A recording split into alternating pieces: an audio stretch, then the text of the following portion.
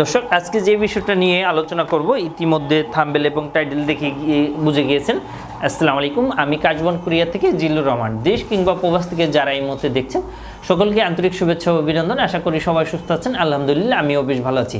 আজকে যে বিষয়টা নিয়ে আলোচনা করব ইতিমধ্যে থাম্বনেল এবং টাইটেল দেখে বুঝে গিয়েছেন। তার আগে বলে নিচ্ছি, যারা এখনও আমাদের ইউটিউব চ্যানেলটি সাবস্ক্রাইব করে রাখেননি অবশ্যই আমাদের ইউটিউব চ্যানেলটি সাবস্ক্রাইব করে রাখুন। সেক্ষেত্রে কিন্তু নিত্য নতুন ভিডিও পাবেন ইনশাল্লাহ, ওয়ান বাই ওয়ান আপনি কিন্তু জানতে পারবেন কিংবা বুঝতে পারবেন। তো প্রিয় দর্শক, দেখতে পাচ্ছেন আমাদের হাতে কিন্তু একটি ডিএসএল এর একটি খাম রয়েছে কিংবা ডিএসএল এর একটি প্রোডাক্টস কিংবা পার্সেল রয়েছে। তো এই প্রোডাক্টস অনুযায়ী যে প্রবলেমটা দেখা দিয়েছে, আপনি কি বৈধভাবে বিদেশ যেতে চান, আপনি কি ভিজিট ভিসা ঘুরতে যেতে চান, আপনি কি রেমিটেন্স যোদ্ধা হিসেবে অলরেডি প্রবাসে রয়েছেন, ভালো কোনো বিশ্বস্ত এজেন্সি খুঁজে পাচ্ছেন না, তো আজই আমাদের সাথে যোগাযোগ করুন। Air ticketing, visa processing, group tour, package tour সকল সার্ভিস আমাদের মাধ্যমে আপনি নিয়ে নেন।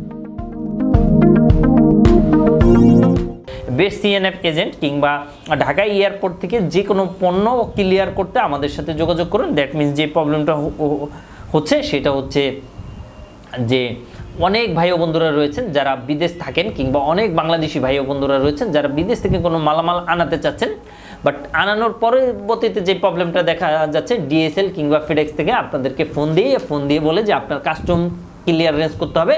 দ্যাট মিনস ট্যাক্স চলে আসছে, কিংবা যারা বিদেশ থেকে ইম্পোর্ট করেন সাধারণত, দ্যাট মিনস বাংলাদেশে নিয়ে আসেন, তাদের ক্ষেত্রে কিন্তু এই কাস্টম ক্লিয়ারেন্সটা করার প্রয়োজন হয়। তো কাস্টম ক্লিয়ারেন্সটা কিভাবে করতে পারবেন অনেকেই ভাবেন, অনেকেই জানেন না, কিংবা অনেকে বিশ্বস্ত কোনো মাধ্যম খুঁজে পান না।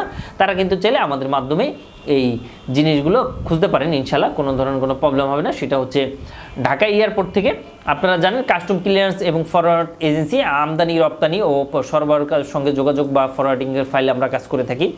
কোয়ার, ট্যাক্স, ভ্যাট কিংবা নিয়মকানুন মেনে পণ্যগুলো আমরা ক্লিয়ারেন্স করে পণ্য পরিবহন ও প্রয়োজনীয় ডকুমেন্টেশন অনুমোদনের ব্যবস্থা করে দিই ইনশাল্লাহ। এবং আসলে এটা কিভাবে হয় সেই বিষয়টা যদি আমি আপনাদেরকে ওয়ান বাই ওয়ান বলি, সেক্ষেত্রে কিন্তু আপনারা বুঝবেন। কাস্টম ক্লিয়ারেন্স মিনস হচ্ছে যারা বিদেশ থেকে কিছু মালামাল বাংলাদেশের উদ্দেশ্যে নিয়ে আসেন, নিয়ে আসার পরবর্তীতে আপনি কিন্তু শিপিং চার্জ একটা পে করেন। শিপিং চার্জ মিনস হচ্ছে শিপিং চার্জ কোনটা বা কাকে বলে, সেটা হচ্ছে ভাড়া। শিপিং চার্জ মিনস হচ্ছে আপনি ধরেন চায়না থেকে কিংবা আপনি ধরেন মালয়েশিয়া থেকে কিংবা আপনি থাইল্যান্ড থেকে যে কোনো যে কোনো দেশ থেকে হতে পারে, ধরেন ডিএসএল এর মাধ্যমে কিংবা XYZ কার্গোর মাধ্যমে আপনি কিছু প্রোডাক্ট বাংলাদেশে এনেছেন। ধরেন আমি যদি একটা জিনিস বের করি, ধরেন একটা ডকুমেন্ট থেকে বলেন